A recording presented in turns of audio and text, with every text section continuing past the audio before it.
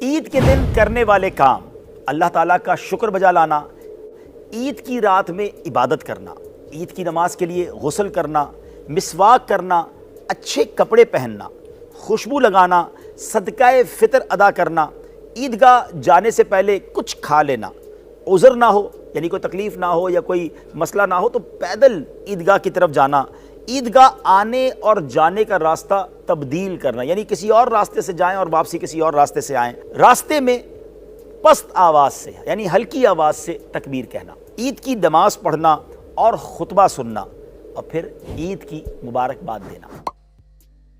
ईद उल फितर की पहली रात यानी चांद रात, माह शवाल की इब्तिदा एक बड़ी बाबरकत रात से होती है जिसे कहा जाता है लैलतुल जाइज़ा यानी इनाम मिलने की रात। और ये रात नाज़रीन नेक लोगों को इनाम मिलने की रात है और इस मुबारक रात में इबादत करने वालों को खुसूसी एजाज़ात से नवाजा जाएगा। ये तो वो शब होती है कि इस शब में की जाने वाली दुआएं भी कबूल ही कबूल होती हैं। हमारे प्यारे आका सल्लल्लाहु अलैहि वसल्लम ने 5 ऐसी रातें जिक्र फरमाई कि जिनमें दुआ रद्द नहीं की जाती। उनमें से एक ईद उल फितर यानी शवाल की पहली रात है।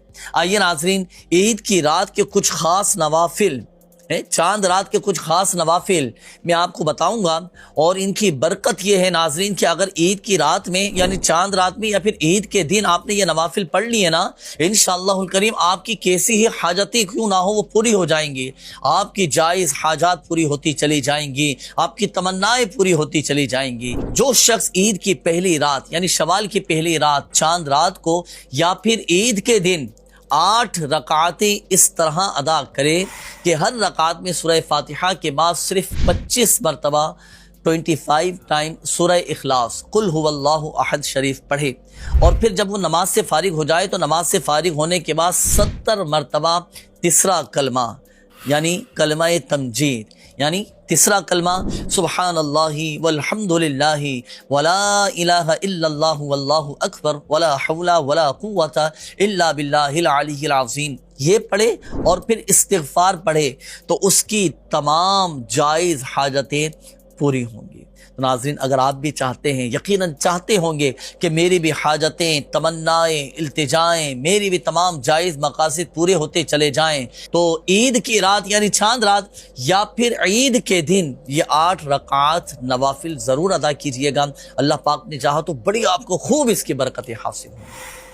अबिका या नूर अल्लाह। प्यारे प्यारे इस्लामी भाइयों और मदनी चैनल के नाजरीन, ईद के दिन हैं, खुशियों के दिन हैं, बरकतों के दिन हैं और आज हम कहाँ मौजूद हैं? आज हम हमारे अख्तर भाई के घर पे मौजूद हैं और यकीनन आप भी अपने घरों में बड़े अच्छे अच्छे खाने खा रहे होंगे, ईद की खुशियाँ मना रहे होंगे और अपने दोस्तों को, अपने रिश्तेदारों को, अपने मेहमानों को भी ट्रीट दे रहे होंगे। हमारे अख्तर भाई ने भी आज हमारी दावत की है और आज हम ईद मना रहे हैं बिजनेस कम्युनिटी के इस्लामी भाइयों के साथ। ताजिर इस्लामी भाई मेरे साथ हैं। हमारा टॉपिक होगा ईद ताजरान कैसे मनाते हैं और हम ईद के दिन ऐसे क्या काम हैं जो हम अच्छे अंदाज से कर सकते हैं और वो कौन से काम हैं जो हमें ईद के दिन नहीं करने चाहिए। यकीनन खुशियों के दिन हैं, बरकतों के दिन हैं, अल्लाह की इनायतों के दिन हैं। माह रमज़ान के रोज़े रखे, तरावियाँ पढ़ी, जिन्होंने इबादतें की उनके लिए तो इनाम के दिन हैं। सुभान अल्लाह, कितनी शानदार हमारी शरीयत है जिसने हमें ईद के दिनों में खुशी मनाने का भी गोया हुक्म दिया है और इसे सुन्नत करार दिया गया है कि मुसलमान खुशी मनाएं, मुआनका करें, मुसाफहा करें, मुस्कुरा कर मुलाकातें करें। सुभान अल्लाह, मोस्ट फ्लेक्सिबल रिलीजन अगर दुनिया में कोई है तो यकीनन वो हमारा मज़हब इस्लाम है। यानी कितनी शानदार हमारे त्यौहार हैं जिसमें गरीबों का भला भी हो जाता है, दोस्त अहबाब भी एक दूसरे से मिल लेते हैं, रिश्तेदार एक दूसरे से मिलते हैं। तो हमें भी ईद के दिनों में अपने दोस्तों से, रिश्तेदारों से मुलाकात भी करनी है, मगर एक बात याद रहे, हमें गुनाहों से बचना है। माशाल्लाह पिछले ही दिनों आपने रोज़े रखे, नमाजें पढ़ी, तरावियाँ पढ़ी और गुनाहों से बाज रहे। तो देखिए, रमज़ान ही के लिए तो नमाजी नहीं थे ना हम। हाँ, ईद में आप खाएं पिएं, एंजॉय करें शरीयत के तकाज़ों के मुताबिक, मगर नमाज कज़ा ना हो, वो रूटीन बाकी रखनी है। हाँ, 5 नमाजें पढ़नी है, ज़हे नसीब मस्जिद में जाकर पढ़ेंगे इंशाअल्लाह। और फिर उसी तरह जिस तरह रमज़ान में गुनाहों से बचते रहे, इस तरह माह रमज़ान के बाद भी हमें गुनाहों से बचना है। यहाँ मैं पहले तो अख्तर भाई आपका शुक्रिया भी अदा करूँगा और यहाँ पे हमारे इस्लामी भाइयों से भी एक बात अर्ज़ करना चाहूँगा। एक्चुअली ऐसा लगता है कि अगर कोई शख्स माह रमज़ान में जिस तरह गुनाहों से बचकर इबादतों में दिन गुजार रहा था, मस्जिदों में वक्त गुजर रहा था, तिलावत में दिन गुजर रहा था, राइट आफ्टर रमज़ान जो ये 3 दिन ईद के हैं, अगर ये 3 दिन भी अपने आप को गुनाहों से बचा लेना, क्योंकि ये बड़ा ऐसा लगता है कि शैतान अटैक करता है। यानी आप देखें ना कि एक महीना वो बन रहा है तो उसको तो बड़ा खराब लग रहा होगा कि यार ये मुसलमानों ने इतनी इबादतें कर ली, इतना अल्लाह के करीब पहुंच गए, तो वो डिस्ट्रैक्ट करता है इन्हीं 3 दिनों में, कोशिश करता है कि इनके पूरे महीने की जो इबादतें हैं उन्हें बर्बाद कर दूं। और इनकी जो नमाज की आदत पड़ी हुई है, जो मस्जिद की आदत पड़ी हुई है, जो जिसको कहते हैं घर में भी एक माहौल बन जाता है, बड़ा शरीफाना सा माहौल होता है, बच्चे भी टोपी पहन रहे हैं, घर वाले भी हैं, जहाँ नमाज बिछी हुई होती है, इफ्तार की दुआएं, तो ये चेंज करना चाहता है। ये शैतान की जबरदस्त साजिश है। तो यहां नाज़रीन एक बात याद रखिएगा, ये 3 दिन बड़े क्रूशल हैं। अगर आप ये 3 दिन निकाल गए ना, जो ईद के 3 दिन छुट्टी के दिन है ना, अगर ये गुनाहों से आप मुब्तला नहीं हुए तो अब फिर लाइफ आ जाएगी रूटीन पर। कोई ऑफिस चला जाएगा, कोई स्कूल चला जाएगा, दिन में काम, रात में जो एक मसरूफियात है जिंदगी की शुरू हो जाएंगी। तो वो जो गुनाहों का बड़ा चांस था ना, वो आप सर्वाइव कर जाएंगे। तो यहां मैं नाज़रीन को ये मैसेज दूंगा और हम इस पर बात भी करेंगे इंशाल्लाह कि हमें ये 3 दिन किसी तरीके से ये प्लान कर लेना है कि हमने गुनाह में नहीं गुजारने हैं। बहुत सारे काम है। देखिए मैं दोबारा अर्ज करता हूं, खाना पीना, दोस्तों से मिलना, खुशी मनाना, ये इस्लाम में मना नहीं है, बल्कि इसकी अगर अच्छी नीयत हो तो सवाब है। अगर हम किसी की दावत करते हैं तो खाना खिलाना तो सवाब है, आप किसी की मेहमान नवाजी करते हैं वो सवाब है, लेकिन बाउंड्री है हम सबकी। हम गुनाह के साथ खुशी क्यों मनाते हैं, ये एक बड़ा मामला है। मैं चाहूँगा हम डिस्कस करते हैं इस पर। आसान भाई पहले आपसे शुरू करते हैं। ये वाकई एक बड़ा मसला हो गया है मुसलमानों में कि जब भी खुशी मनानी है, whenever we try to celebrate something, जनाब उसमें अल्लाह को नाराज करना है। ये एक ऐसा शैतान का वार है जो लोग शायद समझ नहीं पा रहे। क्या फरमाएंगे आप इस बारे में? हाई साहब, ये जो आपने अभी पॉइंट आउट किया है, इसमें मैं ये समझता हूँ कि जैसे हदीस पाक में भी आता है कि जब रमज़ान आते हैं तो शैतान को कैद कर लिया जाता है। तो क्या इसकी एक वजह ये नहीं है कि जैसे ही रमज़ान ख़त्म होते हैं वो शैतान जो आज़ाद होता है और जो उसने अपने बदले लेता है हम लोगों से, ऐसा ही कि जिस तरह से हमें गुमराह करने की कोशिश करता है, नेकी के रास्ते से हटाने की कोशिश करता है, तो ये इसकी एक वजह आप नहीं समझते कि ये चीज़ है? देखिए यही तो मैं समझाना चाह रहा हूँ और ये हम सब ने समझना है कि शैतान जला भुना बैठा हुआ है कि 1 महीना ये बंदे अल्लाह के करीब चले गए, अब 3 दिन में इनका जो है ना सारा किया कराया जो है ना उसमें पानी फेरना है। अब अक्लमंद कौन है कि शैतान के इस वार को समझ ले और 3 दिन के लिए अपने आप को बचा ले, क्योंकि 3 दिन के बाद वो प्रेशर नहीं रहता बुराइयों का जो इन 3 दिनों में होता है। कई लोग ईद की नमाज के बाद नमाज नहीं पढ़ते, आप पहले ही ब्रेक कर दिया ना उसने, आपकी नमाज को सिलसिले को ब्रेक कर दिया जो कंटिन्यू था पूरा महीना। अच्छा, अब मादअल्लाह फिल्में, ड्रामे, गाने, बाजे, बेपर्दगी, बेहयाई, घूमने फिरने जा रहे हैं तो जनाब ऐसी जगह जा रहे हैं जहां जो मिंगलिंग हो रही है और जिसमें बेपर्दगी हो रही है, जो पूरा रमजान हमने नहीं की। तो ये समझना होगा मुझे और आपको। तो अब यहाँ एक छोटा सा जिसको कहते हैं चुपता हुआ मैसेज है कि वो लोग जब ईद का चांद नजर आता है और मस्जिद से दूर हो जाते हैं, नमाजों से दूर हो जाते हैं, गुनाहों की तरफ चले जाते हैं, क्या गैर दानिस्ता तौर पर हम ये पैगाम तो नहीं दे रहे कि शैतान जब तक तू बंद था हम अल्लाह के बंदे थे, हम उसकी इबादत कर रहे थे, अब तू आजाद हो गया, अब हम तेरी बात मानेंगे? ये कितना रॉन्ग मैसेज है। अरे मर्द तो वो होता है जो शैतान को अब ये कहे कि तुझसे जो हो सकता है कर ले। जो आपने कहा था कि शैतान जो है वो अटैक कर रहा है, तुझसे जो हो सकता है कर ले, मैं रहमान का बंदा हूं, तू बंद था, मैंने प्रैक्टिस कर ली। हाँ याद रहे, नेट प्रैक्टिस होती है ना, फिर उसके बाद फाइनल मुकाबला होता है। ये पूरा महीना प्रैक्टिस की है हमने मुकाबले की, और पहली ही बॉल पे आउट हो गए, पहले ही दिन बोल्ड हो गए कि अभी तो चांद ही नजर आया है और लोग मस्जिदों से दूर चले गए। तो आप सोचे कि ये कैसी प्रैक्टिस थी, ये कैसी तैयारी थी? नहीं, इस बार तमाम नाजरीन गौर कर लें कि हमने शैतान की बातों में नहीं आना, हमने ईद भी नमाजें पढ़ के गुजारनी है, ईद में भी गुनाहों से बचना है इंशाल्लाह। तो ये इंशाल्लाह सबके लिए मैसेज है। इरफान भाई आपसे बात शुरू करते हैं, ईद कैसे गुजारते हैं वैसे? माशाल्लाह, सबसे पहले तो आपको बहुत बहुत मुबारक माशाल्लाह कि आपने इतना अच्छा प्रोग्राम अरेंज किया है। जी। ईद का तो ये होता है कि सारा साल एक इंतज़ार होता है। अच्छा। ईद का एक खुशी का दिन होता है।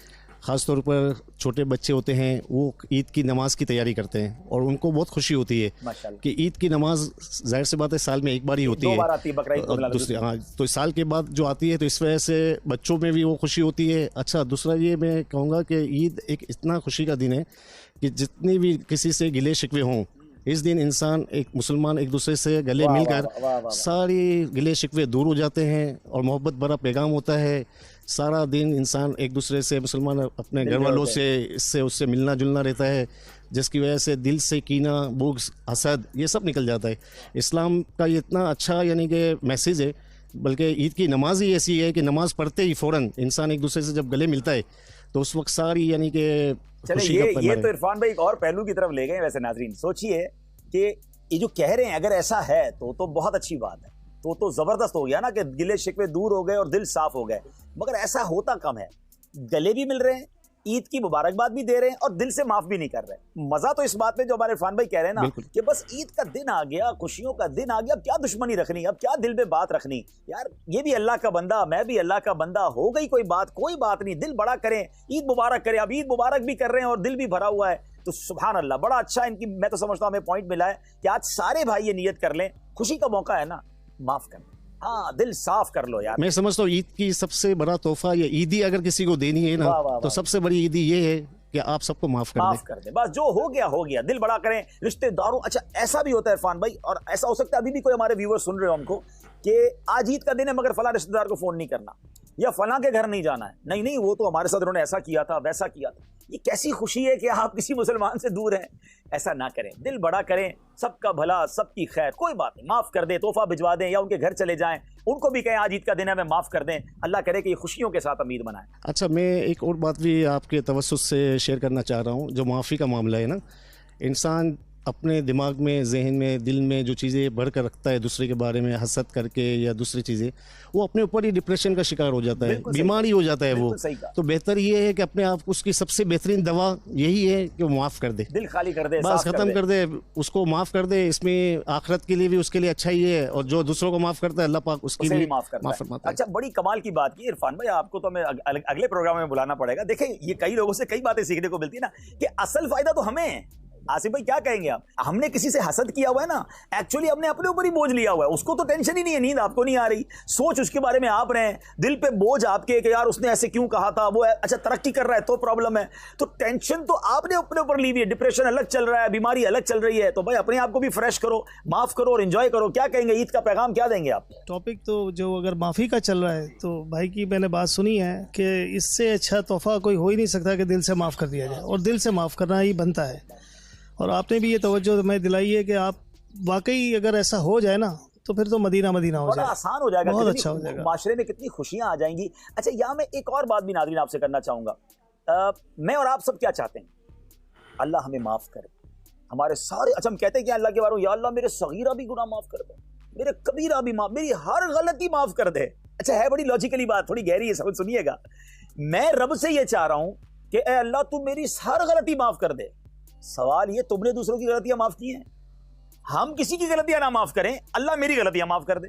भाई पहले आप बंदों को तो माफ करें ना, और फिर अल्लाह से अर्ज करें कि मौला मैंने बंदा होकर तेरे बंदों को माफ कर दिया, ए अल्लाह तू तो करीम है ना, तू तो रहीम है, तू आज ईद की खुशियों में मुझे भी माफ कर दिया। आप बिलीव करें, आप दिल बड़ा कर लें, बहुत अच्छा हो जाएगा। आसिफ भाई, वैसे नॉर्मली ईद कैसे गुजरती है? ईद वाले दिन क्या क्या करते हैं, कुछ बताएं ना हमारे नाज़रीन। सर नॉर्मली बस ईद की जो तैयारियां होती हैं, उम्मन असल में ईद तो बच्चों की होती है, और बच्चियां माशाल्लाह, मेरे घर में तो बच्चियां ज़्यादा हैं माशाल्लाह, तो माशाल्लाह जो उनके तैयारियां, कपड़ों की रात से ही तैयारियां होती हैं।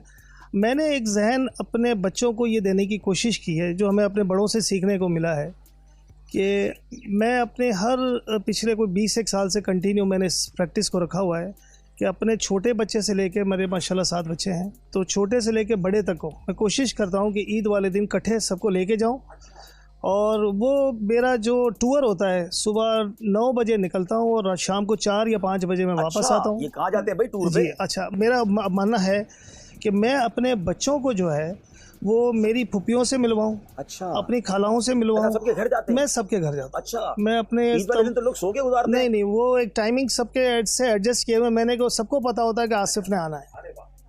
तो नानी हयात थी, अभी पिछले दिनों उनका इंतकाल हुआ है, पिछले महीने। पहले सबसे पहले नानी के पास जाना, फिर मामूओं के से सबसे मुलाकात करना, फिर उसके बाद खालाओं के घर जाना, फिर अपनी बहन के घर जाना। अच्छा, तो कुछ तोहफा तहाइफ को ईदी भी और सारा निजाम नॉर्मली ये होता है कि सबसे बड़ी ईदी तो लिफाफे होते हैं। अच्छा, वो जो बच्चे होते हैं वो उनके लिए भर के साथ लेके जाते हैं। हाँ, बाकी कुछ घर ऐसे हैं जिनके लिए बहन के घर केक वगैरह साथ लेके जाना, या कोई जूसेस वगैरह, तो एक माहौल बना हुआ है। अच्छा, इसका फ़ायदा मुझे ये पहुंचा है कि मेरे बच्चों को अब ये पता है कि पप्पा की फुफियाँ कौन है, खालुएँ कौन है, फूफा कौन है, या मेरे फुफियों के जो मेरे कज़न्स हैं उनके अब बच्चे हैं, तो वो सबसे बहुत बड़ा ताल्लुक बन गया। यानी एक ऐसा कह लें कि मैंने अपने बच्चों को कुछ 100-200 बंदों का कबीला दे दिया। वाह वाह वाह वाह, जो उमूमन लोग ये चीज़ नहीं करते या तो शादियों में या उमूमन। तो मैंने ये कोशिश की है और अल्हम्दुलिल्लाह मैं उस पर कायम हूँ। और फिर कज़न्स, मेरे ददियाल के कज़न्स हैं, उनको मैं बुलवाता हूँ अपने यहाँ, फिर ननियाल के कज़न से उनको बुलवाते हैं। इस तरह सब अब मेरे हिसाब से सब मेरे कज़नों को भी बच्चे जवान हो रहे हैं, तो ये अब एक दूसरे को जानने लगे। यानी ऐसा भी है नाजरीन कि लोग अब अपने रिश्तेदारों को भी पहचानने से, वो खास तौर पे कजन्स को या दूर के रिश्तेदारों को पता ही नहीं होता कि ये भी हमारा कोई रिश्तेदार है। नहीं, मेरे अल्लाह की मेहरबानी से हमारी फैमिली में, बल्कि मेरे तमाम कजन्स इस मामले में सपोर्ट्स करते हैं। हम लोग गैदरिंग भी करते हैं अपने औलादों को अपनी औलादों से। मैं एक बात आज ऑन एयर डिक्लेयर कर देता हूँ कि एक बार इनकी कजन्स की दावत थी, हमारे आसिफ भाई निगरान शूरा के भी रिश्तेदार हैं, तो मुझे उस कजन्स की दावत में मुझे भी इनवाइट किया गया था। और मैंने उस दावत में एक चीज़ इतनी ज़बरदस्त सीखी कि मैंने फिर अपनी फैमिली का मशवरा किया घर जाकर कि यार इस तरह तो हमें भी, अच्छा मुझे ये लगा, निगरान शुरा का भी ये अंदाज़ होता है कि यार हम तो चूँकि मुबल्लिग हैं, तो हमें नेकी की दावत जब सारी दुनिया को देनी है तो ये तो हमारा अपना कबीला है ना। तो अब सब जगह दौड़ रहे हैं, भाग रहे हैं, और अपनी फैमिली और ख़ास तौर पर वो लोग जो हम, सही कहा आपने कि अब किसी दावत में मुलाकात होती है और हम लोग तो अब दावतों में भी नहीं जा पा रहे। तो मैंने फिर अपने भाई से कहा कि यार अब्बू भी चले गए, अम्मी भी चली गई, तो हमें एटलीस्ट ददियाल और ननियाल के जो रिश्तेदार हैं उनको साल में 1-2 बार घर पे दावत पर बुलाकर हमारे कजन्स हमसे मिलें, हम उनसे बातचीत करें। अच्छा, नेकी की दावत भी हो जाएगी और सिला रहमी वाला मामला भी है, तो उसको मैंने अल्हम्दुलिल्लाह वहाँ से लिया, पिक किया। वैसे तो मुलाकात हो जाती थी, लेकिन एक स्पेशली एक गेट टुगेदर 1-2 घंटे का बातचीत हो रही है, गुफ्तगू हो रही है, एक दूसरे के हाल अहवाल हो रहे हैं, और हम अल्हम्दुलिल्लाह नेकी की दावत भी उसको दे सकते हैं। तो बड़ा कमाल का, चलें हमें चीज़ मिली कि रिश्तेदारों से मिलकर ईद गुजारें और इससे दिलजोई होती है। हाँ, ये ज़रूर है नाजरीन, यहाँ एक बात मैं कह दूँ कि जो शरीयत के तकाजे हैं रिश्तेदारों से मिलने में, जहाँ जहाँ पर्दे का मामला है उसको ज़रूर आप मलूज़ खातिर रखें कि यार सारे रिश्तेदार हैं, कोई बात नहीं, मिलकर बैठे हैं, मिलकर खा रहे हैं, वो बैरियर रहेगा। उसके अलावा बाकी आप शरीयत के तकाज़ों के मुताबिक ज़रूर मिलें, और ये सिला रहमी की तो बात ही ज़बरदस्त है। कुछ कहना चाहेंगे इरफान भाई? जी, मैं ये अर्ज़ करना चाहूँगा कि माशाल्लाह ईद के हवाले से ये प्रोग्राम रखा गया है। अमीर सुन्नत दामत बरकातुहुल आलिया बड़ा प्यारा ज़हन देते हैं, जैसा कि अभी मौजू भी चला था कि ईद वाले दिन जो है हमें गुनाहों से बचना है और नेकियों में गुजारना है। तो अल्हम्दुलिल्लाह अमीर सुन्नत दामत बरकातुहुल आलिया ने मदनी काफ़िले का ज़हन दिया है। ये बात मेरी रह गई थी और ये बहुत ज़बरदस्त। अच्छा, अब उसका जवाब मिल गया लोगों को। कुछ लोग मुझे कहते थे यार पूरा महीना एतिकाफ़ किया है, ये 3 दिन ईद वाले तो घर पे गुजारने थे, कहते 3 दिन मदनी काफिले में जाओ, और ईद के मदनी काफिलों पर इन्फसाइज है दावत इस्लामी में। तो कुछ लोग कहते थे यार ईद के दिन तो काफिले में ना भेजे किसी को। ये अमीर सुन्नत है ना, ये कमाल के माहिर नफ्सियात है, इनको इतनी बारीकियां पता है कि ये 3 दिन अगर ये बंदा गुनाह से बच गया ना, ये यानी दूसरे लफ्ज़ों में सोचे कि सैलाब आएगा, हमें पता है गुनाहों का सैलाब आएगा। अब आप सैलाब के रास्ते से हट गए, मस्जिद में जाके बैठ गए 3 दिन के बाद आप आए तो सैलाब गुजर गया। अब सब लोग रूटीन पे, कोई कारोबार पे चला गया, कोई नौकरी पे चला गया, कोई स्कूल कॉलेज, सब लोग लाइफ स्टाइल नॉर्मल हो गया। तो वो सैलाब से अगर बचना है, अगर तो घर में है तो इबादत का सिलसिला जारी रखें। और सबसे बेस्ट तरीका जो हमारे इरफान भाई ने याद दिलाया, इसलिए शायद बहुत सौ को आज जवाब मिल जाएगा कि दावत इस्लामी में क्यों ये नारा लगाया जाता है कि ईद के 3 दिन मदनी काफिले में गुजारें, क्योंकि वो जानते हैं कि यही वो 3 दिन है जिसमें शैतान अपना, जिसको कहता है, पूरा जोर लगा देता है। पहले नाज़रीन हमारी तरफ से भी दावत कबूल कर लें, अगर आज ईद का पहला दिन है तो अगले 3 दिन के लिए आप मदनी काफिले की नियत कर लें, तो इंशाअल्लाह ये ईद की एक और खुशी का जो है वो अंदाज हो जाएगा। सुभान अल्लाह, माशाल्लाह। कई आशिकाना रसूल 1 माह का एतिकाफ भी करते हैं और अमीर और फिर चांद रात से मदनी काफिले में सफर भी करते हैं। क्या बात है, माशाल्लाह। हम अहमद भाई से बात करते हैं। अहमद भाई माशाल्लाह, आप कैसे वैसे नॉर्मल ईद बनाते हैं? सबसे पहले तो एक दिन ईद चांद रात से ही जो है ना, बच्चे जो भी होते हैं ना, बहुत एक्साइटेड होते हैं। एक्साइटेड होते हैं और कपड़े पहले से ही जो है ना निकाल के रखते हैं अपने, सुबह ये पहनना है, और आप जैसे ईद की नमाज़ पढ़ के आएंगे तो हम फिर अपनी फैमिली से मिलने के लिए जाएंगे। लेकिन ईद की नमाज़ पढ़ने के बाद मैं ऐसा सोचता हूँ कि पहले हमें कब्रिस्तान जाना चाहिए। वाह वाह। जो हमारे साथ नहीं हैं उनसे पहले मुलाकात करें, उनको वहाँ पहले अपना सलाम पेश कीजिए, और फिर उसके बाद अपने जो बड़ा प्यारा काम है और ये अच्छा काम है, ईद वाले दिन कब्रिस्तान जाना। और बड़ा, जिसको कहते हैं ना कि हार्ट टचिंग जुमला का है कि वो जो हमारे साथ नहीं हैं ईद के दिन उनसे मिलने जाएं। वाकई मैं ये बात तो यकीनन हमसे ज़्यादा कौन जानता है कि जिसके माँ बाप नहीं हैं वो ईद वाले दिन कितना याद आते हैं। तो बहरहाल माँ बाप की कदर करो जिनके पास माँ बाप हैं, और जब वो चले जाते हैं तो ख़ास तौर पर इन दिनों बड़े याद आते हैं, चाहे वो रमज़ान हो, चाहे वो ईद हो, चाहे वो बड़ी रातें हों, क्योंकि वो जो उनके साथ एक अटैचमेंट होती थी, जो मोहब्बतें मिलती थी, जो दुआएं मिलती थी। अल्लाह करीम हम सब के माँ बाप की मग़फ़िरत फरमाए। और मैं आपसे भी कहूँगा कि जिनके माँ बाप चले गए, रिश्तेदार चले गए, ज़रूर कब्रिस्तान जाया करें और उनके लिए दुआएं भी करें, और अच्छा फिर उनके लिए इसाले सवाब का भी इंतज़ाम करें। तो बहुत ज़बरदस्त आपने बात चला। इतनी देर से अभी इरफान भाई ने गले मिलने का जिक्र किया, इन्होंने रिश्तेदारों से मिलने का जिक्र किया, इन्होंने कब्रिस्तान जाने का जिक्र किया। सबके माशाल्लाह अपने अपने व्यूज़ हैं और सबके अपने अपने एक्सपीरियंस हैं। मैं आपसे एक सवाल ये पूछना चाहूँगा कि आप अलैहिस्सलातु वस्सलाम जो है ना, उनकी आदत करीमा क्या थी? ईद आप अलैहिस्सलातु वस्सलाम किस तरह गुजारते हैं? सुभान अल्लाह, सुभान अल्लाह। नबी पाक की बहुत सारी सुन्नतें और प्यारे आका के तरीके किताबों में लिखें। जैसे ईद उल फितर है तो उसमें यह है कि कुछ खाकर या मीठा खाकर ईद के लिए जाएं, फिर तकबीर आहिस्ता आवाज़ में पढ़नी है, जब बड़ी ईद को जाते हैं तो बड़ी आवाज़ में तकबीर पढ़नी है। फिर नबी पाक का भी अंदाज़ था कि ईद के लिए जाते हुए एक रास्ते से जाते, वापसी दूसरे रास्ते से तशरीफ़ लाते, ताकि दुनिया को पता चले, वहाँ के लोगों को पता चले कि मुसलमान कितनी बड़ी तादाद में हैं। फिर उसके बाद मुआनका करना, मुलाकात करना, लोगों को मुबारकबाद देना, तो ये सरकार दो आलम अलैहिस्सलाम का तरीका।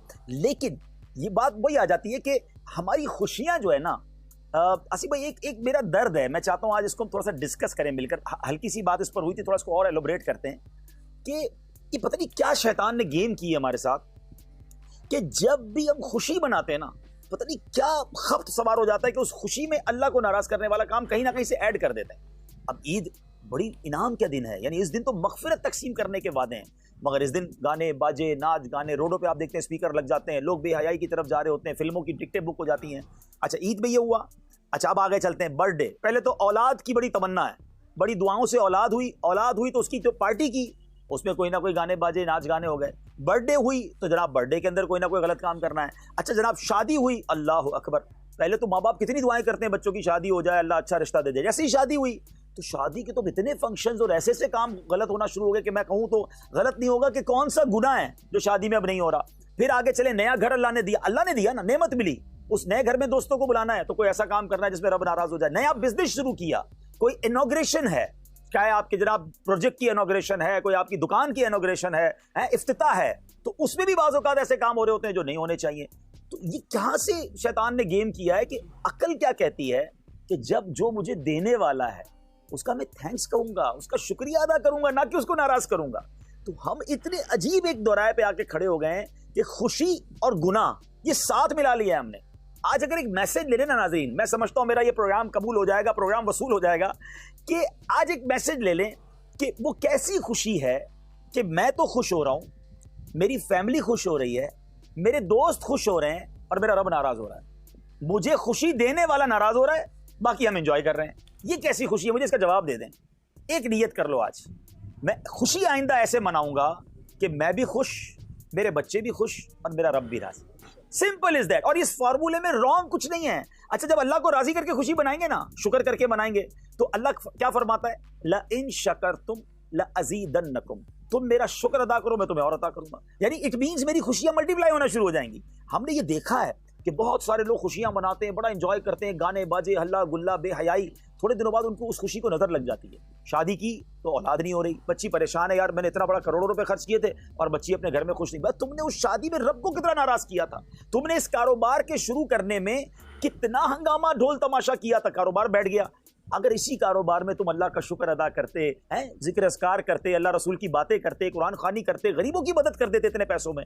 आसिफ भाई इस पर कुछ बात करें। मुझे तो अभी पता चला है कि कराची की बात हुई है कि पिछले दिनों ये ट्रेंड चला है कि एक एक शादी में ऐसे ऐसे गुलकार और ऐसे ऐसे अदाकार बुलवाए जा रहे हैं कि एक एक फंक्शन में उनको फंक्शन परफॉर्म करने के 1.5 करोड़ रुपए दिए जा रहे हैं। अब आप बताएं इसमें तो कितने बच्चों की शादियां हो जाएंगी। बात तो आप ठीक कर रहे हैं, और ये मैं तो समझता हूँ ये आज की बात नहीं है, ये काफ़ी अरसे से चला आ रहा है। वो बात हो जाती है। और पहले लाखों में लोग करते थे, अब करोड़ों में कर रहे हैं। जिस तरह भी बढ़ गया है, दिखलावा बहुत ज़्यादा बढ़ गया है, तो मैंने भी करना है। और फिर आप एक लोग पता नहीं एक जहन बन चुका है कि एक सिंबल बन गया है कि यार उसकी मतलब मेरी बच्चों की शादी में फलाना गुलकार आना चाहिए, इतने करोड़ वो लेता है, क्योंकि हर बड़े गुलकार के अपने एक प्राइस फिक्स है, रेट है, तो वो उसके प्राइस से जो है ना उसका वैल्यू काउंट हो जाता है कि ये इवेंट का ये एक इवेंट कितना बड़ा है। सिर्फ करोड़ रुपए तो उसने गुलकार को दिए हैं, बाकी जो हॉल के प्राइस हैं, जो खाने पे खर्चा है, तो ये आज का नहीं है, ये हर दौर में चला आ रहा है और चल रहा है। लेकिन अल्लाह हमें ऐसा तकवा नसीब करे जो आप बतला रहे हैं। ये तो सिंपल है आसिफ भाई, ये तो लॉजिक। मैं इसमें चाहूंगा आप में से कोई भी बात करें कि ये सिंपल है। मुझे बताएं ये कितना सिंपल फॉर्मूला है कि जो मुझे खुशी देने वाला है, मैं वो कैसी खुशी बना रहा हूं कि मैं उसको नाराज कर रहा हूं। बस आप ये चेक कर लें नाजरीन, सेलिब्रेट करें, सेलिब्रेशन में खुशी में अल्लाह को नाराज ना करें। Simple formula. अख्तर भाई आप बताएं ईद कैसे गुजारते हैं, और इस मौजू पर भी कुछ बात करना चाहें तो। वही रूटीन है सब हमारी पुरानी ईद की नमाज, उसके बाद सबसे पहले वालिद साहब की कई सालों से रूटीन है, वो मेरी बहन के घर जाते। अच्छा माशाल्लाह माशाल्लाह माशाल्लाह। फिर वो अपनी बहन के घर जाते। अच्छा माशाल्लाह। और फिर बेटी के घर, फिर बहन के घर, माशाल्लाह। हमारी मेमोरी कहते हैं न्याणियों पेला। हाँ, ये भी हमारे माशाल्लाह बुजुर्गों का एक तरीका है। न्याणियां हमारे यहाँ बहनों को, ये बहनें पहली, बच्चियां पहली, यानी बच्चियों को वो है ना तरजीह दी जाए। तो ये भी इस्लाम का तरीका है। यहाँ जनाब बाज़ औक़ात कुछ खानदानों में, कबीलों में बड़ा डिग्रेड किया जाता है कि बच्ची तो और बेटी है ना, बेटा पहले, बेटे को सपोर्ट ज़्यादा, बेटे को जनाब मोहब्बत ज़्यादा। नहीं जनाब, बच्चियों को शफकत दें, बच्चियों को प्यार दें, उन्हें हौसला दें। सुभान अल्लाह, कंटिन्यू करें। उसके बाद फिर कब्रिस्तान की रूटीन है, और इस साल आपको पता है कि सबसे बड़ा एक हादसा हुआ है आपको। बिल्कुल पता है, बिल्कुल पता है। मेरी वालदा का ये साल इंतकाल हुआ है, और 50 साल के बाद में पहली ईद होगी जिसमें मेरी वालदा नहीं होगी। इंशाअल्लाह अल्लाह आपकी वालदा की बेहिसाब मग़फ़िरत फरमाए। और ये कर्म मैं बहुत अच्छी तरह जानता हूँ, और मैं इस टॉपिक को ज़्यादा प्रोलॉन्ग नहीं करना चाहता, वरना ज़ाहिर है कि ये टॉपिक ऐसा है कि हम सारे जज्बाती हो जाते हैं। और मैं चाहता हूँ कि ईद के दिन हमारे चेहरों पर मुस्कुराहट रहें, लेकिन यकीन करें जिसके भी घर में माँ बाप नहीं है ना, वो ईद वाले दिन ज़रूर उन्हें याद करता है, और थोड़ी देर के लिए जो है ना वो बहुत अलोन फील करता है। और अख्तर भाई की वालदा मेरी भी वालदा की तरह ही थी, और मुझसे भी बहुत प्यार करती थी। अल्लाह उनको जन्नत में आला मकाम अता फरमाए और उनके दर्जात बुलंद फरमाए। जी आप कुछ फरमाना। और मैं भी उसके बाद भी रूटीन है, सब घर पे आते हैं, और क्योंकि अब्बू घर पूरे खानदान के बड़े, तो सारे अब्बू से मिलने फिर घर पे आते, शाम तक ये सिलसिला चला, मेला लगा रहता है। फिर बच्चों की रूटीन आपको पता है, ईदी और सारे सब चीज़ें, तो इसी तरह सिलसिला चलता है बस। क्या बात है। यहाँ मैं नाज़रीन एक और बात चाहूँगा करना कि ये तो हो गया हमारे अपनी फैमिली के साथ इंटरेक्शन। क्या ऐसा नहीं हो सकता कि हम ईद की खुशियों में कुछ और चेहरों पर भी खुशियां बिखेर दें, किसी और के घर में भी अच्छी ईद कर दें? हमारे बच्चों को उम्मीदी भी दे रहे हैं, कपड़े भी ज़बरदस्त पहना दिए, तैयारी भी कर रहे हैं, लेकिन कुछ घराने ऐसे हैं जी नाज़रीन जिनके घरों में आज ईद के दिन भी अच्छा खाना नहीं बना होगा। हो सकता है उनके बच्चों ने आज भी अच्छे कपड़े नहीं पहने होंगे, आज भी कुछ यतीम बच्चे होंगे जिनके सर पर बाप का साया नहीं है। तो थोड़ा सा बाहर निकलिए, बल्कि बाहर ना निकलिए, थोड़ा सोच लीजिए। आपके अपने मुलाजमीन, आपके अपने गरीब रिश्तेदार, आपके आसपास पड़ोसी, या कुछ गरीब इलाके आपके घर पे कुछ काम करने वालियां हैं। अच्छा, एक और फिनोमेना पता क्या बन गया है कि हम ये समझते हैं कि यार जो मांगने नहीं आया ना उसको क्या देना, उसके पास है इसका मतलब। ये हमारी शायद बहुत बड़ी भूल है। असल जो सफेद पोश होता है ना, वो बेचारा कर्जा ले लेगा, वो हाथ नहीं फैलाएगा। मांगने वाले बहुत थोड़े हैं, परेशान बहुत ज्यादा हैं। आजकल जो पिछले साल 2 साल में महंगाई हुई है, आप क्या कहेंगे इस बारे में? ये इतनी महंगाई हुई है कि 20, 25, 30 हजार वाले आदमी का तो गुजारा ही नहीं है। ईद तो उसके लिए बहुत बड़ी चीज है, ईद के पैसे कहां से लाएगा वो? उसको पहले ही घर में, यानी मैं जो समझता हूं, if I am not wrong, कि 20, 25, 30, 35, 40 हजार वाला भी शायद एंड ऑफ द मंथ कर्जे में ही होता है। बड़ी मुश्किल से वो दिन गिन रहा होता है कि कब पहली तारीख आएगी, तो कपड़े कहां से दिलाएगा? भाई साहब, जैसे आपको याद होगा कोविड की ड्राइव में जब हम साथ होते थे, तो आपने कहा था कि उन लोगों के फोन आए जो अच्छे खासे सेट लोग थे और अच्छी सैलरी वाले लोग थे, वो भी परेशान थे। मुझे व्हाइट कॉलर तो आज बहुत ज्यादा परेशान। एक कॉल भूलती नहीं आसिफ भाई, जब कोविड के जमाने में दावत इस्लामी राशन तकसीम कर रही थी ना, एक कॉल मुझे आई और उसने मुझे हिला के रख दिया कि उस बंदे ने कहा कि मेरी 48,000 सैलरी थी, मैं बड़ी अच्छी जिंदगी गुजार रहा था, मैं खुद अल्लाह की राह में खर्च करता था, मगर 6 महीने से ऑफिस ही बंद है और सैलरी नहीं मिल रही है, काम से निकाल दिया गया है, और अब ऐसी पोजीशन है कि खाने को घर में कुछ नहीं है। अगर आपने मेरे घर पे राशन भेजना है तो प्लीज बराबर वालों को भी पता ना चले, वरना ना भेजिएगा। यानी जो सफेद पोश होता है ना, उसके लिए जान निकल जाती है। लेकिन मैं यहाँ एक मशवरा दूंगा, आपको भी दूंगा, मैं अपने आप को भी मशवरा दे रहा हूँ और मेरे नाज़रीन को भी दे रहा हूँ। हम ये क्यों सोचते हैं कि हमारे मुलाजमीन, हमारे गरीब रिश्तेदार आए नहीं है मांगने तो वो सफिशिएंट होंगे? वो इसलिए नहीं आए कि उनकी जबान नहीं उठी है। अगर अल्लाह ने आपको नवाजा है, मैं आपको मशवरा वैसे ही दे देता हूँ, आप अगर इन्वेलप बना लें और 10-10 हज़ार, 5-5 हज़ार अल्लाह ने नवाजा है तो 20-20 हज़ार क्या अपने रिश्तेदारों के लिए बगैर उनके कहे ईदी का लिफाफा भिजवा दें, तो क्या उनके चेहरों पे मुस्कुराहट नहीं आएगी? क्या वो अपने बच्चों को जो सोच के रखा था कि यार ये चीज दिलानी थी, वो दिलानी देंगे? हमें शायद इतना फर्क ना पड़े, अल्लाह ने बहुत सौ को बहुत नवाजा है। खुदारा ईद वो है कि किसी के चेहरे पे मुस्कुराहट आ जाए। मेरे बच्चे तो हर ईद पर अच्छे खाने खाते हैं, हर ईद पर अच्छे कपड़े पहनते हैं। क्या मैं नहीं कहता आप 50 घर, अगर अल्लाह ने नवाजा तो 100 घराने आप स्पॉन्सर करें। कम से कम एक घर में तो ईद करवा दो यार, कम से कम एक घर में तो खुशियां करवा दो, उसके घर में अच्छा खाना बन जाए। अच्छा, हम बाज़ औक़ात जो है ना चीजें भेजते हैं, मेरा मानना ये कि कैश दे दो।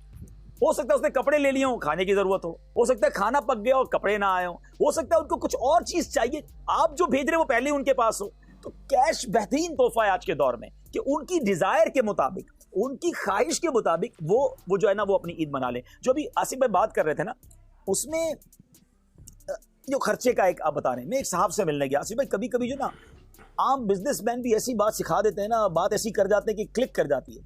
उस बंदे ने कहा कि मैं अपने हर बच्चे की शादी में 2 से 3 गरीब बच्चों की शादियां करवाता हूं। मैं नहीं करता बड़ी दावत, मैं नहीं करता कोई भी फंक्शन। मैंने अपने बच्चों को समझा दिया है, बेटा अगर तुमने जिंदगी भर खुश रहना है ना, तो अपने साथ 2 दुआ करने वाले खानदान बसा लो।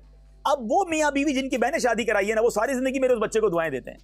अब ये कितना अच्छा तरीका है कि करोड़ करोड़ 2-2 करोड़ 4-4 करोड़ दावत पे खर्च करने की बजाय अगर उसी बजट में हम कुछ गरीब बच्चों की बच्चियों की शादियां करवा दें, तो वो आपके बच्चे की शादी के साथ उनकी शादी हुई है, वो खानदान खुश है, आपकी औलाद खुश है, आपकी फैमिली खुश है। ये जो साइमल्टेनियसली काम होते हैं ना, ये बड़े कमाल के काम होते हैं। इसी तरह एक और साहब हमारे बहुत अच्छे दोस्त हैं हमारे, उन्होंने बड़ा अच्छा प्लान किया। उन्होंने कहा मैं एक नया घर बना रहा हूं। जिस दिन घर का मैंने काम शुरू किया, साथ मैंने मस्जिद का काम शुरू किया।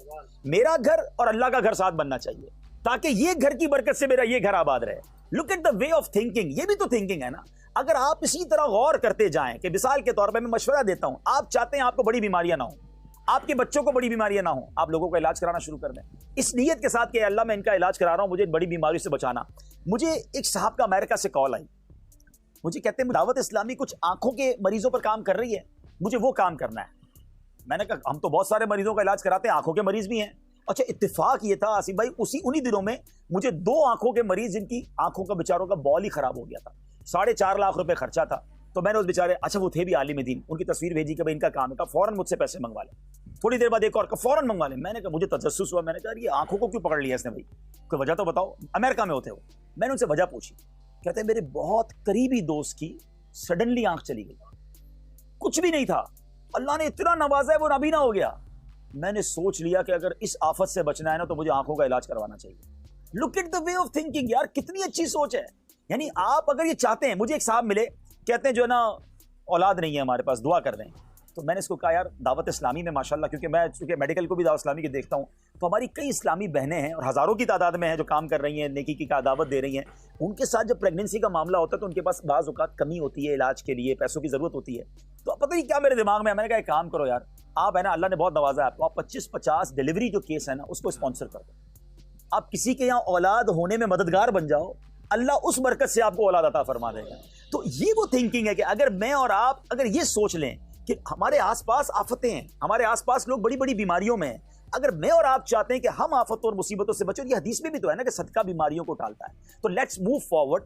आज मेरा ये पैगाम ले लें, थोड़ा सा आज ही कर लेना। हाँ, ईद का पहला दिन है ना, आज ही कोशिश कर लो यार, किसी के घर में ईद कर दो, किसी के घर में खुशी फैला दो। भाई साहब, ये जो है जैसे आपने फरमाया, अपने इस तरह के जो नादार लोग हैं, गरीब लोग हैं, उनकी मदद करने के हवाले से बादों का जहन में इतनी कन्फ्यूजन रहती है यार, ये बंदे को हमें हेल्प कर रहा हूँ, पता नहीं ये इसका हकदार है नहीं है, वॉट एवर। देखिए मैं ज़कात की तो बात ही नहीं कर रहा ना, नहीं, मैं तो उसकी हेल्प की बात कर रहा हूँ। जैसे आप, मेरे जहन में एक चीज़ आई कि जैसे हमारा दावत इस्लामी का एक इदारा है FGRF, अगर आप समझते हैं कि भाई मुझे हेल्प ही करनी है किसी को, आपको ऐसी कोई बंदा नहीं मिल रहा है या ऐसा कोई, तो हम FGRF के थ्रू भी ये काम कर सकते हैं। बिल्कुल कर सकते हैं, लेकिन मैं सच्ची बात है आज ये जहन बना के बैठा हूं कि मुझे दावत इस्लामी के लिए आपसे चंदा आज नहीं मांगना ईद वाले दिन। मैं चाहता हूं आप खुद आगे बढ़ के अपने रिश्तेदारों की किफालत करें, आप अपने पड़ोसियों की किफालत करें, क्योंकि हम सब जगह नहीं पहुंच सकते। हाँ, अगर आप नहीं पहुंच पा रहे तो we are here to help you, वरना सब अपने अपने फैमिली का ख्याल रख लेना, पूरे माशरे का ख्याल हो जाएगा।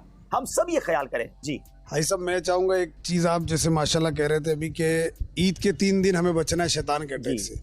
मेरी रिक्वेस्ट आपसे ये है कि आप चांद रात से लोगों को है बचे, असल तो चांद रात से शैतान अटैक करता है। बिल्कुल सही कह रहे हैं। हमारे ना, हम मौलवी लोग हैं ना, बयानात करने वाले, हमारे टॉपिक्स बंधे हुए होते हैं। अभी हम लोग जो आप देखेंगे ना बयानात, जितने पहले अशरे में हम कर रहे होते हैं, हम लोगों को मोटिवेट कर रहे होते हैं कि तरावी मत छोड़ना, रोजे मत छोड़ना, इबादत करना और गुनाह मत करना। जैसे ही दूसरा अशरा आ जाएगा हमारे टॉपिक चेंज हो जाएंगे कि भाई अब आखिरी अशरा आ रहा है, उसमें आपने इतिकाफ करना है, उसमें आपने जनाब लैलतुल कद्र की तैयारी करनी है। आखिरी अशरा आ जाएगा तो अब हमारा फोकस चेंज हो जाता है कि देखो रमजान खत्म हो जाए, तुम छोड़ के मत चले जाना। तो अल्हम्दुलिल्लाह दावत इस्लामी के इज्तिमात में, बयानात में, मदनी शरीफ में कंटिन्यू ये प्रोग्राम चल रहे होते हैं। बल्कि लैलतुल जायज़ा जो आपने रात कही ना, वो रात तो इतनी मुबारक रात है कि वो अफजल रात है, इनाम मिलने की रात है, मगर उसी रात को ही लोग गुनाह शुरू कर देते हैं। बल्कि कहने में मजा नहीं आ रहा अख्तर भाई, लेकिन होता यह है कि मगरिब की नमाज पढ़ी है मस्जिद में और चांद का ऐलान हुआ तो इशा भी नहीं पढ़ी है। यानी मतलब ये कौन सा पैसेज है यार? यानी तुम्हें इतना जल्दी थी भागने की मस्जिद के, तो कैद थे क्या ये बंधे हुए थे हाथ के यार बस रमजान में पढ़नी थी, अब चांद नजर आ गया तो नहीं पढ़नी? हम मुसलमान हैं प्यारे इस्लामी भाइयों, रमजान के अलावा भी नमाज फर्ज है। इस बार तो चैलेंज करो शैतान को कि कुछ भी हो जाए इंशाल्लाह हमने तुम्हारी बात नहीं माननी, हमने नमाजों की पाबंदी करनी है इंशाल्लाह। और दावत इस्लामी है ना आपके पास, आपको अगर इंटरटेनमेंट चाहिए, आपको जनाब एक एंजॉयमेंट चाहिए, देखें ना हम कितना सॉफ्ट प्रोग्राम कर रहे हैं। ऐसे बहुत सारे प्रोग्राम मदनी चैनल पर तीनों दिन चलेंगे, बच्चों के प्रोग्राम चलेंगे, इनामात होंगे, सवाल जवाब होंगे, आपको आउटडोर शूट्स हम दिखाएंगे। ये क्यों करते हैं हम लोग? सवाब के लिए कि आप गुनाह वाले चैनल की तरफ ना जाएं, आप गुनाहों की तरफ ना जाएं, आप बस हमारे साथ रहें, मदनी चैनल देखते रहें और दीन की बातें सीखते रहें। हमारे एक भाई और भी मौजूद हैं। नवीद भाई क्या कहेंगे अब? बिल्कुल, सारी बहुत अच्छी बातें हुई हैं, बहुत सीखने को भी मिलती हैं, और वही ईद वाले दिन सारी प्रैक्टिकल वही होता है, सब उठते हैं, नमाज़ पढ़ते हैं, बच्चों की सारी खुशियाँ। अब रमज़ान में क्या होता है कि बच्चों से इतना इंटरेक्शन नहीं होता, ऑफिस से आते हैं, फिर तरावी पे चले गए, फिर आए, वो सो गए। तो ईद वाले दिन एक थोड़ा मिलना जुलना अच्छा हो जाता है, एक फैमिली गैदरिंग अच्छी हो जाती है। तो मतलब यही है, आसिफ भाई ने बहुत अच्छी बात करी कि हम लोग छोटे थे तो हम जाया करते थे, वो चीज़ अब हम मिस करते हैं। अब हम लोगों को लेके जाना चाहिए वैसे अपने बच्चों को भी। तो ये एक बहुत अच्छी आसिफ भाई ने बात की है। अच्छा, ये जो आपने बात की ना कि हमें अपने बच्चों को ले जाना चाहिए, मैं समझता हूँ कि बहुत सारी रिवायात वो हैं जो हमारे वालिदैन ने डाली थी और अब नई जनरेशन उससे दूर हो रही है। हमें अगर उसको कंटिन्यू करना है ना तो एज अ बिग अब हमें ये काम करने होंगे। मैं अभी एक जगह बैठा था, अब आजकल जब हम डोनेशन के लिए भी जाते हैं तो किसी यंगस्टर से मिले ना, हालांकि ऐसा नहीं वो यंगस्टर को 10 साल का है, वो 20 साल का होगा, 25 साल का होगा, जनाब हम आपसे आए हैं चैरिटी के लिए, डोनेशन के लिए, वो तो दादा अब्बू करते हैं, वो अब्बू करते हैं। अच्छा, फला काम नेकी का करवाना है वो तो अब्बू को पता है। यानी हमने क्या किया कि अपनी यंग जनरेशन को नेकी के कामों में इन्वॉल्व ही नहीं किया। अच्छा भाई आपके रिश्तेदार से मुलाकात, वो तो अब्बू करते हैं, ना रिश्तेदारों से इंटरेक्ट करवाया, ना जनाब नेकी के कामों में, ना ज़कात देने में, ना दीन। अच्छा, फिर कोई अच्छे काम में भी इन्वॉल्वमेंट में बुजुर्ग कहते हैं वो हम कर लेंगे, ऐसा ना करें। आप ये सारे काम अपने बच्चों से करवाएं। हमने दुनिया से जाना है, अगर हम चले गए और बच्चों को सिखाया ही नहीं हुआ तो बच्चे तो कहेंगे हमें तो पता ही नहीं था अब्बू क्या करते थे, दादा क्या करते थे। तो हमने अपने कंट्रोल में चीजें रखी हुई हैं। ये वो चीजें हैं जो बच्चों को साथ बिठाकर कराएं ताकि हमारे जाने के बाद भी ये नेकियां जारी रहें। और मैं एक और बात करूं अहमद भाई, फिर आपकी तरफ आता हूं। जो आसिफ भाई ने बात की ना, शरीयत क्या कहती है। हमारा एक प्रॉब्लम है, वालिद का इंतकाल हुआ, अब ददियाल के सारे रिश्तेदारों से ताल्लुक खत्म। नॉर्मली क्या होता है भाई, कौन ताया और कौन चाचा और कौन से कजन, कौन सी पुपी। अच्छा, माँ का इंतकाल हुआ तो खाला और ये वाली साइड से डिटेल और रास्ता बंद।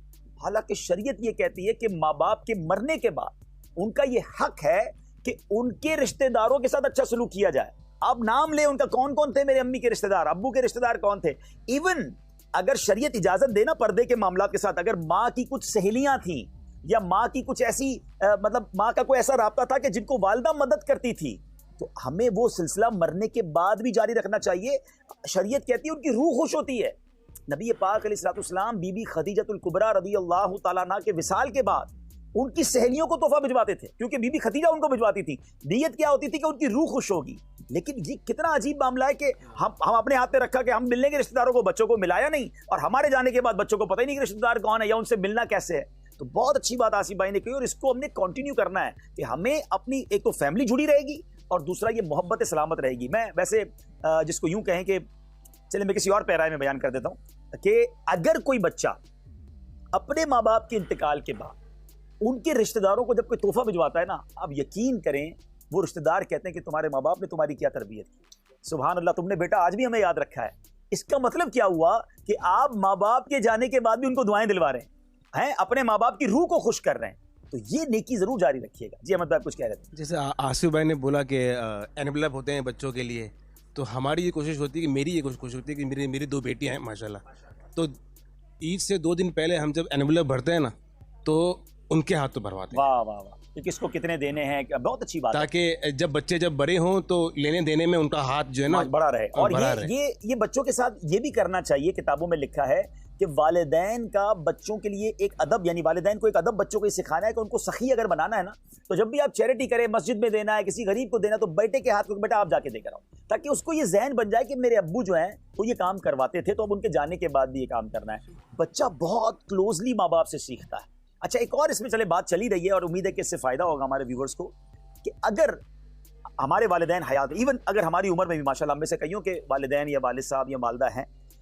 आप अपने बच्चों के सामने उनकी रिस्पेक्ट करें, अलग में ना करें। अलग में हम बाज़ औक़ात कर रहे होते हैं, बच्चों के सामने उनका हाथ छूमें, चाहे हमारी उम्र बड़ी हो गई, हम दादा भी हो गए, हाँ, बच्चों के सामने उनके लिए खड़े हो जाएं, उनके पैर दबाएं।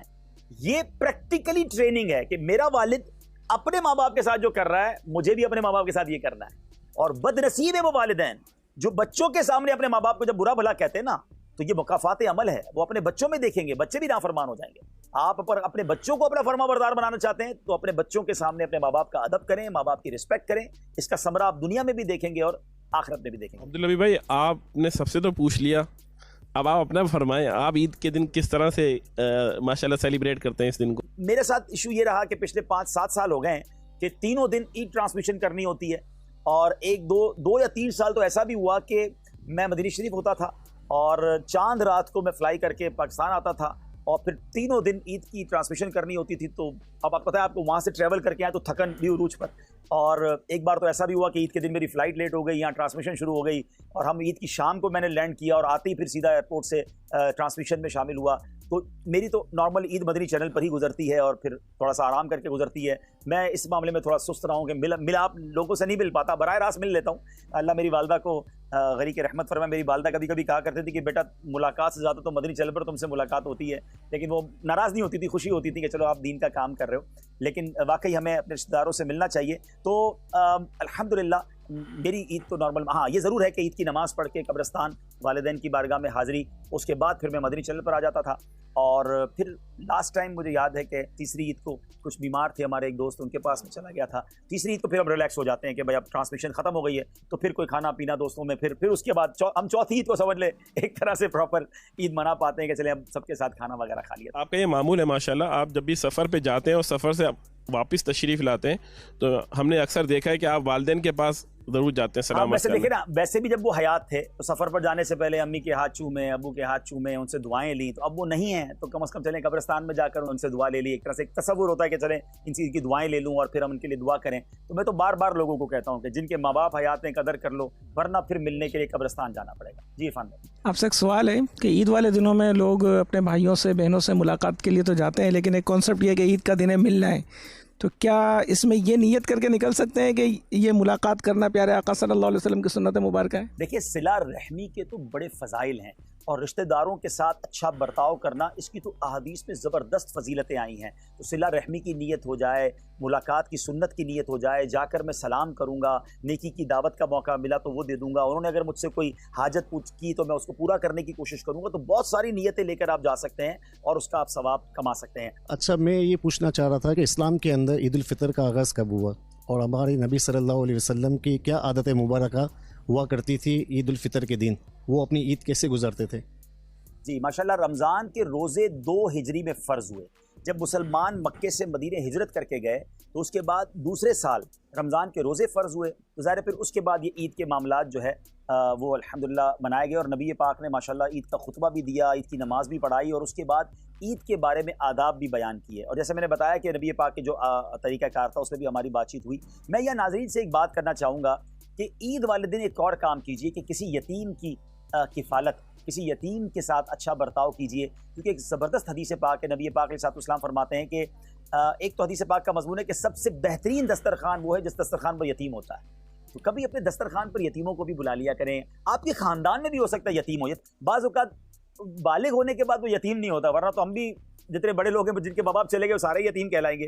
तो यतीम नाबालिग होता है जब तक वो यतीम होता है। अच्छा, अब उस यतीम के साथ अच्छा बर्ताव क्या है, उसकी खैर खाई की जाए। बल्कि यहाँ तक फजीलत है हमारे इरफान भाई कि अगर किसी यतीम के सर पे कोई हाथ फेरता है ना, तो उसके हाथ के नीचे जितने बाल आएंगे हर बाल पर एक नेकी उसे मिलेगी। सिर्फ हाथ फेरने पर यह फजीलत है। तो कभी यतीम के सर पर अच्छी तरीके से हाथ फेर दिया, शफकत कर ली, तोहफा दे दिया। तो दावत इस्लामी अल्हम्दुलिल्लाह यतीम खाना बना रही है। जी हाँ, मदनी होम बना रही है। आप यतीम खाने में भी अपना साथ दे सकते हैं। जब इंशाल्लाह वो ऑन हो जाएगा तो उसके चलाने के अखराजात, बच्चों के कपड़े भी हमने लेने होंगे, उनको खिलाना पिलाना भी होगा, उनकी तालीम का भी इंशाल्लाह हम सामान करेंगे। तो इंशाल्लाह जब ये प्रोजेक्ट शुरू, अभी तो तामीरात में आप हिस्सा मिलाएं, जब शुरू हो जाएगा तो फिर हम इंशाल्लाह हो सकता है कि ऐसी स्पॉन्सरशिप भी हम निकालें कि भाई आप कितने यतीम बच्चों को स्पॉन्सर करना चाहते हैं तो आगे जाके उसको भी हम करेंगे। लेकिन अगेन सब कुछ दावत इस्लामी कर ले जरूरी नहीं है, आप भी तो करें ना। आपके रिश्तेदारों में, दोस्तों में, आसपास यतीम बच्चे होंगे तो इस ईद को उनका भी ख्याल रखें। और आइए अब हम भी खाने की तरफ चलेंगे और आपसे भी गुजारिश करेंगे कि खाना ज़रूर खाएं